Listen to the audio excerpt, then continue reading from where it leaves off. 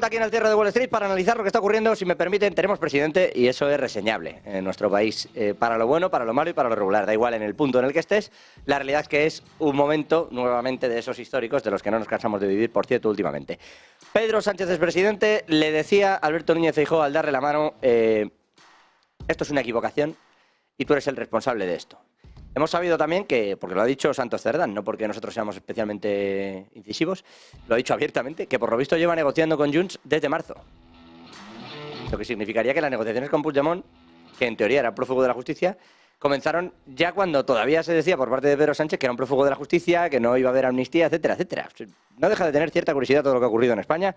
Eso sí, insisto, tenemos un gobierno y si consiguen que dure y si hacen el equilibrio suficiente los de Junts y los de Partido Socialista, que a un servidor le cuesta verlo junto, por ideología y por muchas razones, porque aquí se nos está olvidando la ideología de los partidos a una velocidad espectacular.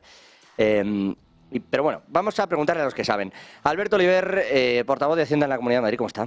Buenas noches, muy bien. Portavoz de Hacienda del Grupo Más Madrid en la Comunidad de Madrid. ¿Bien?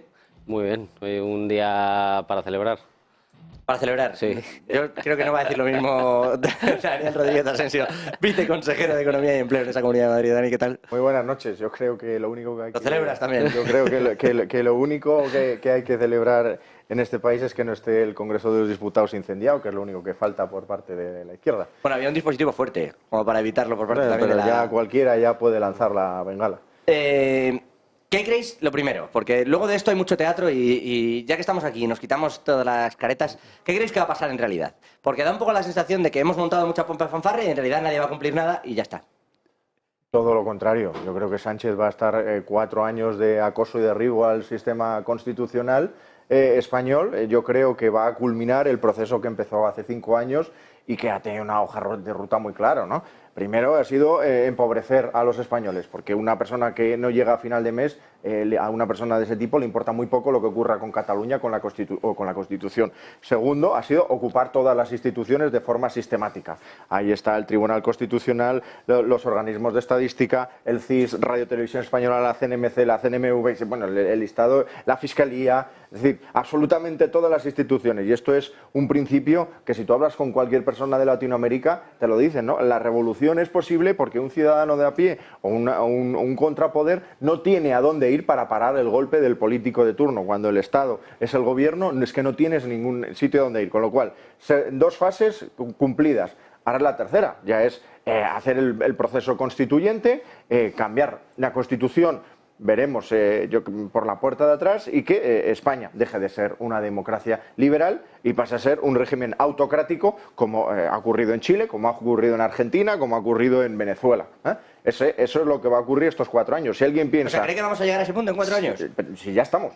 O sea, estamos muy cerca. Si lo único que hay que hacer es sacar adelante la ley de amnistía, privilegiar aún más a los catalanes y bueno, pues... seguir sacando leyes ideológicas. Es que estamos ya al borde. Lo que ha ocurrido en el Congreso de los Diputados es sencillamente la imagen de que ya estamos en un régimen que no tiene nada que ver con una democracia liberal. Entonces, ahora lo que viene es, pues sencillamente, la culminación. Sánchez ha puesto las bases estos años y ahora lo va a culminar. Si alguien piensa que no va a aguantar 4 años, después de lo que le ha costado la legislatura, después de que ya está rozando ese objetivo de acabar con el régimen constitucional del 78, allá solo le queda la monarquía y Madrid, que nadie dude que va a ir a por Madrid. Pues si alguien duda de que eso no va a ocurrir estos 4 años, pues yo creo que vive en otro mundo, ¿no? Alberto. Bueno, yo creo que si es por Daniel, efectivamente el suflé no va a bajar. A ver, vamos a ir como por partes, ¿no? Porque se han ido tocando varios temas. Y a mí me parece importante empezar hoy con que la bolsa ha tocado máximo anual, si no tengo los datos mal. Bueno, tiene una cotización, o sea, sí. Sí, o sea, tiene los datos bien. El nivel de cotización y de entrada de dinero en la bolsa en el IBEX 35 en realidad efectivamente. hace mucho que ha bajado el nivel de negociación. Llevamos con que se acaba España, se rompe España, todo mal durante yo creo que toda la legislatura de Sánchez se ha ido rompiendo, la economía se iba a desplomar en octubre de hace 2 años y ninguna de las predicciones apocalípticas que ha tenido el Partido Popular en los últimos años se ha cumplido. ¿Qué ocurre? El independentismo, desde que Mariano Rajoy dejó la presidencia del Gobierno, se ha reducido sustancialmente. La convivencia en Cataluña está mucho más normalizada de lo que estaba en el año 2018. Yo creo que la economía ha ido creciendo a un ritmo bastante bueno y estamos a la cabeza de Europa en ritmo de crecimiento. La inflación en España, no sé si ahora estamos en el segundo o tercer puesto de menos inflación de toda Europa, pero hemos llegado a estar el primero. Yo creo que el Gobierno durante esta legislatura ha ido tomando ciertas medidas que nos han puesto a la cabeza de Europa en derechos sociales, en protección de los trabajadores. La reforma laboral ha sido un puntal que Europa, por cierto, ha agradecido y de hecho era una condición sine qua non para la entrega de los fondos europeos. Los fondos europeos, no sé si te acuerdas, cuando los fondos europeos no iban a llegar porque España estaba haciéndolo todo mal. Bueno, pues España ha sido el primer país en recibir los fondos europeos en muchos puntos y muchos paquetes. Lo que pasó en realidad fue que la que gestionaba los fondos europeos dijo que no los encontraba cuando vino a España. Los fondos europeos. Dijo que no tenía claro dónde se había destinado. El proceso de transmisión, pero los controles son férreos. O sea, no que dijera que no lo daba. No sé dónde está. Pero bueno, es que claro, para un país, para una persona que viene de fuera de España, entender todo cómo funciona las distintas capas de autonomías en nuestro país no es tan fácil como entender el federalismo alemán o entender el centralismo francés, ¿no? Entonces, yo creo que todas estas cosas, España, que está a medio camino entre una república federal y un Estado centralista, como pues el francés, entre el francés y el alemán, con algunas particularidades más allá incluso de los propios Länder alemanes, pues no es tan fácil de entender las competencias. Pero bueno, más allá de estas historias, yo creo que, como diría un ilustre, España va bien. Vamos poquito a poco transitando una senda que nos va a colocar a la vanguardia de los derechos y a la vanguardia de la protección de los trabajadores, con un Estado capaz de dinamizar la economía también, y yo creo que eso es una buena noticia, y seguimos con los vaticinios de apocalipsis. Sí le quiero preguntar por lo que dicen los jueces, pero Daniel. Permíteme dar datos a las afirmaciones que ha dicho aquí Alberto. Vamos a dar algunas cosas que ocurren ahora en España y que no ocurrían antes de que Sánchez fuera presidente, ¿vale? Somos líderes de la Unión Europea en tasa de paro. Eso no ocurría antes de que Sánchez fuera presidente. No? Ocurría. No, esta era Grecia. Nosotros éramos los segundos. No. Un país quebrado. Perdona. Antes era Grecia. Ahora hemos superado a Grecia en tasa de paro. Otra cosa que no ocurría antes de que Sánchez fuera presidente. España ya es elegible para los fondos de cohesión europeos. ¿Qué significa eso? Que estamos en el vagón de cola de la Unión Europea y por eso la UE tiene que inyectar fondos para converger con el resto de países, para que todo el mundo nos entienda. Un ciudadano medio español ya es más pobre que un ciudadano de Malta, de Estonia, de Lituania. Puedo seguir dando países europeos que son más ricos que nosotros, y eso lo dice Eurostat, no lo dice el Partido Popular. Más cosas que ocurren ahora y que no ocurrían cuando Sánchez era presidente. La inversión extranjera está desplomada. Inversión extranjera en el primer semestre de 2023, un 26% de caída interanual y unos niveles casi un 50% por debajo del primer semestre de 2018. Que, en fin, ¿que no estamos en 2008? No estamos en 2008. No hay una crisis financiera de primerísimo nivel y no estamos al borde de la hecatombe. Ahora bien, de ahí a decir que la situación es favorable, cuando hemos sido los últimos que hemos salido del COVID y además hemos salido con unas cifras del INE de las que podríamos debatir con mucha pasión, y cuando hay datos como, por ejemplo, el desempleo, que sencillamente no lo estamos midiendo bien. Entonces, cuidado lo estamos midiendo distinto, por lo menos. Voy a acabar con una para que nuestros espectadores vean la diferencia entre España y Madrid, ¿vale? España y Madrid fueron la región y el país que más cayeron en el primer trimestre de 2020 cuando Sánchez y su gobierno gestionó la pandemia. Los que más cayeron. ¿Cuál es la diferencia entre España y Madrid? Que desde ese segundo trimestre de 2020 Madrid crece por encima de todas las economías europeas y España, insisto, apenas ha recuperado los niveles pre-COVID. Estamos en el vagón de cola. Con lo cual, cuidado con ese mensaje triunfalista, porque además los pactos que ha firmado Sánchez en materia económica, en materia fiscal... Ahí quiero ir yo, si me permitís. Y os lanzo la pregunta y ya está, yo no quiero ni hablarlo. Me preocupan varias cosas y cada uno tendrá su opinión, pero quiero saber la vuestra. Por un lado, la parte de la independencia judicial. Quiero saber qué opináis al respecto de esto, de si efectivamente se rompe o no se rompe, con las asociaciones de jueces diciendo esto o lo otro, cómo se explica lo que ha ocurrido. Y por otro lado, ¿cómo se le dice, y os lo pregunto a los dos, porque de verdad que tengo muchas dudas, a un votante socialista, cómo se le dice a un votante de izquierdas que la caja se va a repartir de forma desigual? Que el que tiene su caja se va a quedar su caja, pero que cuando lleguen los presupuestos generales del Estado, ese que tiene su caja probablemente pida.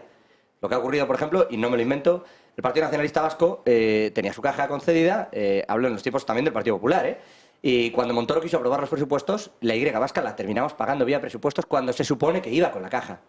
Entonces, ¿cómo se le dice a un votante socialista, a la gente de izquierdas, que en realidad no se va a gobernar de una forma solidaria, sino que por necesidad de los votos se va a gobernar en función de lo que necesitemos y así irá el dinero? Yo pienso en un extremeño, que no entiendo muy bien cómo se sigue así, al que no solo no se queda su caja, sino que resulta que le van a quitar parte de esto porque los presupuestos habrá que cuadrarlos con otros partidos. ¿Cómo se explican estas dos cosas? ¿Qué explicáis de la vía judicial y qué explicáis a un votante de izquierdas sobre el tipo de reparto del dinero? Bueno, yo, si no te importa... Sí, no, por supuesto. Por entro con la segunda parte y luego, Vale, si quieres, sí. entro con la primera. En realidad, las cuestiones electorales siempre han conllevado concesiones a determinados territorios, ¿no? Es decir, y España no se rompió. Cuando Aznar firmó con Pujol los no lo digo pactos porque se rompa, lo digo por la dificultad de comprenderlo desde comunidades más pequeñas, más pobres. Ahora entro en esa parte. Cuando se firmaron los pactos del Majestic, que Aznar les regó de millones a Pujol, indultó a terroristas de Terra Lliure, que esta gente ponía bombas, y les indultó a cambio de un pacto de gobernabilidad con el señor Pujol, el molt honorable señor Pujol, con el que hablaba catalán en la intimidad. Resulta que ahí eso no supuso ningún problema para los españoles. Bien, a nivel de financiación comparada, por favor, las comunidades peor paradas no son Extremadura y Cataluña ni Madrid. De hecho, creo que Extremadura está en un 107% de la financiación comparada, Madrid está en torno a un 101%, por si acaso a alguien se le ocurre hablar de maltrato a Madrid. Cataluña está en torno a 101%. Las comunidades peor financiadas históricamente son Andalucía, Murcia y la Comunidad Valenciana. Esas son las que están... creo que Murcia está 8 puntos por debajo de la media nacional. Me vale, o sea, quiero decir, le he hecho Extremadura, pero me vale Andalucía, me vale Murcia.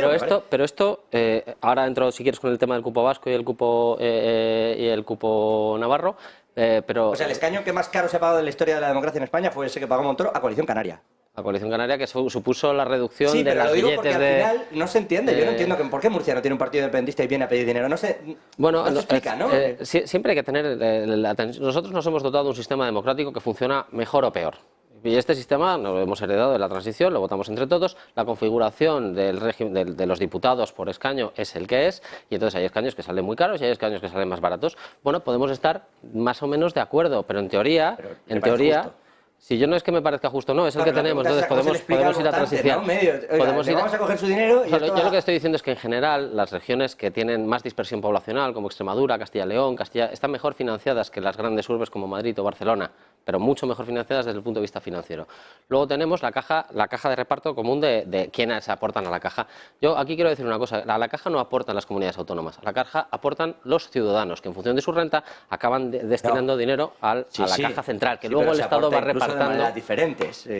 No, se aporta en función de la renta. Claro, pero digo de manera diferente porque el tipo de impositivo a lo mejor te ha cambiado, el IRPF, el mismo tramo, pero no tienes una cosa es la competencia autonómica y otra cosa es la competencia estatal. Que ni siquiera paga lo mismo. A la caja estatal, ni siquiera se paga lo mismo.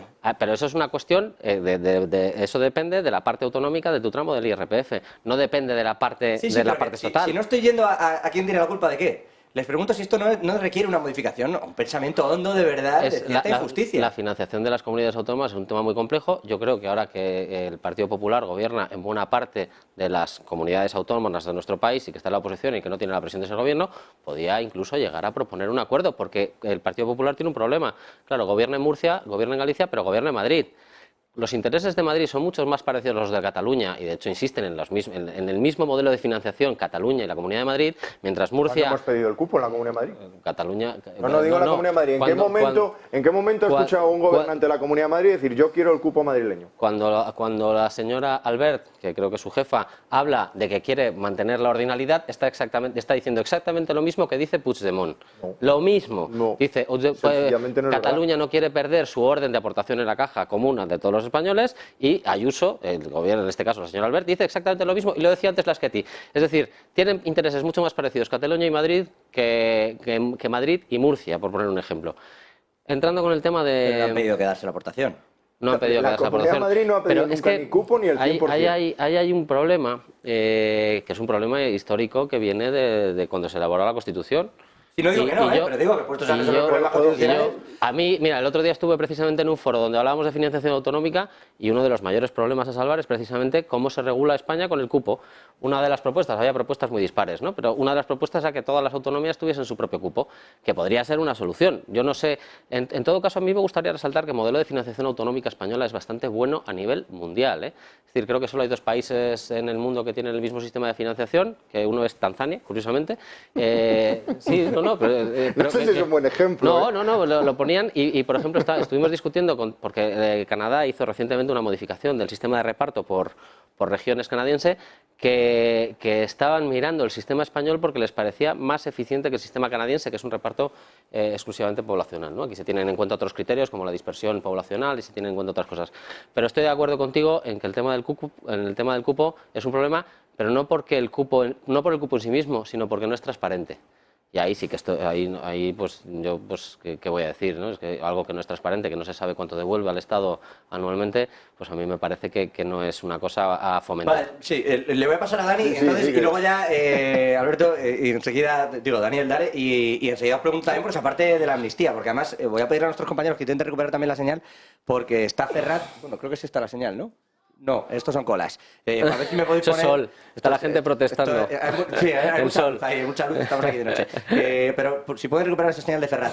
Por la financiación, Daniel, y la vía judicial. Yo voy a empezar con la vía judicial. Esta semana hemos conocido el voto particular de 4 magistrados del Tribunal Constitucional que han sido peculiarmente críticos con lo que ha ocurrido con el impuesto de solidaridad a las grandes fortunas. Un impuesto que se mire desde donde se mire es absolutamente inconstitucional, un impuesto sobre el que ha actuado el ministro Conde Pumpido, y cuando le llamo ministro significa que el tercer poder, el poder judicial, está quebrado en España, porque ha actuado como si fuera parte del gobierno. Que alguien me diga qué recurso al Tribunal Constitucional se ha tardado tan poco en resolver como solidaridad a las grandes fortunas. Y se ha resuelto, bueno, pues de la forma en la que se ha hecho y insisto, con el voto en contra de cuatro magistrados. Y un voto en contra especialmente... Pero eso le ha venido bien a Madrid, perdóname, porque si se llega a retrasar más, el impuesto de solidaridad lo hubiese seguido cobrando el Estado y no lo recuperaría, como habéis hecho ahora mismo en la Comunidad de Madrid, no lo recuperaría la Comunidad de Madrid. No le viene a Madrid porque el Tribunal Constitucional es inconstitucional. El día que lo declaren inconstitucional, Madrid va a decir no hay patrimonio en Madrid, como no debe de haber patrimonio en Madrid. Al PP se le llena la boca con que respeta las decisiones judiciales y resulta que solo respeta las que le vienen bien. Mira, vamos a ver. Hemos respetado. El Tribunal Constitucional... Sí, le dejo acabar, hombre, y vamos. Que les ha venido bien. Y además de que la separación de poderes en España ya está quebrada. Hay que ir si os preocupa no lo que ha ocurrido. Con la ley de amnistía, desde una parte del territorio nacional ya se están señalando públicamente a jueces con el famoso lawfare, ya es el acabose, que es lo que decía en mi primera intervención. Sobre el reparto de recursos, el modelo de financiación autonómica. Pues mira, el modelo de financiación autonómica es del año 2009, lo hizo José Luis Rodríguez Zapatero y lo hizo también para contentar a sus socios independentistas. Decía aquí mi amigo que es uno de los mejores. Yo creo que si algo tenemos en común todas las comunidades autónomas es que ninguna estamos de acuerdo con él. Lo cual quiere decir que es bueno. Madrid, Cataluña, Valencia, Murcia, Galicia, de todos los colores políticos, con lo cual tan bueno no es. Lo que sí que es evidente es que hay unos regímenes forales que están recogidos en la Constitución. Puedes estar de acuerdo con ellos o no, pero están recogidos en la Constitución y la Constitución hay que cumplirla. Como bien decía, que ahí sí que coincido contigo, la clave de País Vasco y Cataluña es el cálculo del cupo, que ahora es opaco, ahí coincido plenamente. Ahora bien, de ahí a que una comunidad autónoma solicite un cupo a la carta o la cesión del 100% de IRPF e IVA, que son fundamentalmente los impuestos que digamos, se transfieren parcialmente sí. a las comunidades autónomas. De ahí hay un paso muy grande, porque eso significa absolutamente romper, resquebrajar el modelo territorial de España. Si sobre eso a País Vasco, que ya tiene ciertos privilegios, insisto, recogidos en la Constitución, como por ejemplo, él puede establecer un impuesto de sociedades del 24%, como existe en País Vasco, en España, en Madrid, el 25%, bien, si a esos privilegios le unes una seguridad social que está quebrada en el País Vasco, es decir, si tú regionalizas la seguridad social, solamente tiene superávit en Madrid, 190, 200 millones, es decir, tampoco son superávit fuera del otro mundo, pero son superávit, y Baleares. El resto de las comunidades autónomas es déficit. ¿Qué estás haciendo? Estás rompiendo España, lo dijo ayer el presidente Sánchez. Estamos construyendo un muro, sí, un muro. Los que me votan son los privilegiados que nunca en la historia de la democracia había habido tantos privilegios hacia unos como ahora con Sánchez. Lo que está pasando con Cataluña, a mí me recuerda a Franco llevando la SEAT a Martorell, toda la industria ahí al País Vasco. Es que nunca jamás se había privilegiado tanto a unas regiones como está haciendo ahora Sánchez en democracia. Y en el otro lado del muro estamos los que no hemos votado a Sánchez. Lo que parece que tenemos que pagar todos esos favores que Sánchez está haciendo a sus socios. Y yo te recuerdo una cifra. La región más solidaria de España es la Comunidad de Madrid. Al Fondo de Garantía de Servicios Públicos Fundamentales, que es de donde se nutren el resto de comunidades autónomas, menos Cataluña y Baleares, que también son aportadoras netas, ¿vale? Digamos, prácticamente el resto de comunidades autónomas. El 71% lo ponen los madrileños. Si sacas a Cataluña de la ecuación, es decir, si una de las aportadoras ya no está, que ponen el 20, no sé si es el 21 o el 23, pongámosle el 23. Si sacas a Cataluña, ya nadie aporta eso. Hay estudios que hablan de 1.800 millones de euros más para la Comunidad de Madrid. Es que es absolutamente disparatado. Y si sobre eso añades el asunto de la quita de deuda o la mutualización de deuda catalana, lo ha dicho muy bien Laura Borràs, ayer o antes de ayer. Antes había un problema de convivencia en Cataluña, ahora lo hay en España. ¿Cómo no va a haber un problema de convivencia en España? Claro, y ahí es donde quería llegar yo, si os parece que se rompe o no. A mí hay cosas que me preocupan como ciudadano y por eso os traslado esa pregunta, y con esto de verdad os dejo marchar, me voy a Ferraz y os dejo que tenéis un montón de jaleo y os llego tarde. Pero igual que me preocupa una cierta insolidaridad por parte de la izquierda al hacer el reparto de las comunidades, quiero decir, porque se puede entender que Pujol, que Junts, que llevan pidiendo toda la vida ese reparto, quieran su lugar. Yo eso lo puedo entender. Me cuesta más entender que el Partido Socialista decida que le reparte a unos más que a otros. Eso me cuesta.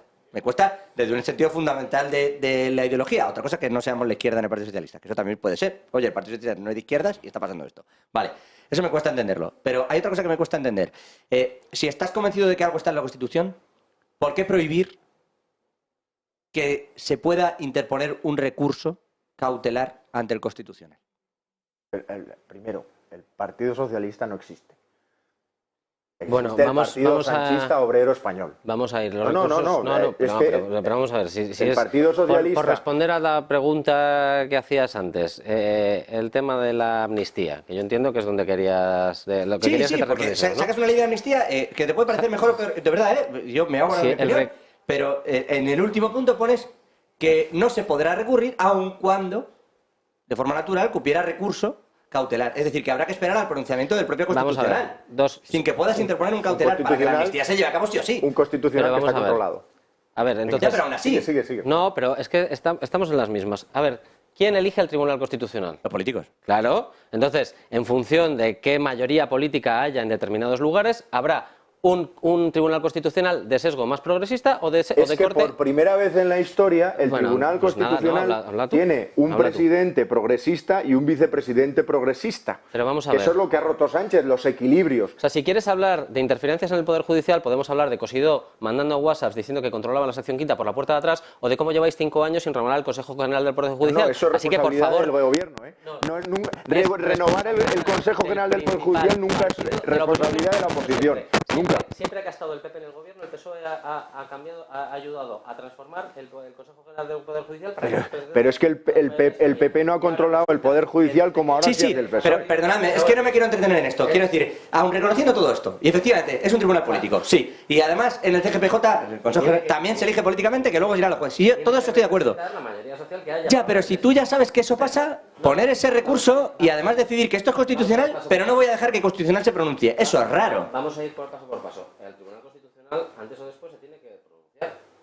Sí, pero si tú has amnistiado, también por la forma de la Carta de Derechos Fundamentales que nosotros defendemos, ya no le vas a poder retirar esa amnistía, por más que declares inconstitucional lo sucedido. Y un asunto muy importante, el Tribunal Constitucional se puede pronunciar mañana, como ha hecho con el impuesto de solidaridad, o dentro de 5 años, como... Me tengo que ir a la publicidad, pero te dejo terminar, Alberto. No, a ver, básicamente esto es un proceso perfectamente arreglado, que lleva muchos años funcionando de la misma manera, se registra una proposición de ley, pasa todos los trámites parlamentarios, la vota el Parlamento y no es a dedo por parte del Gobierno, sino que la tiene que votar un Parlamento entero, pasa al Senado, el Senado la devuelve al Congreso y luego se tiene que volver a aprobar. Y luego es cuando el Tribunal Constitucional...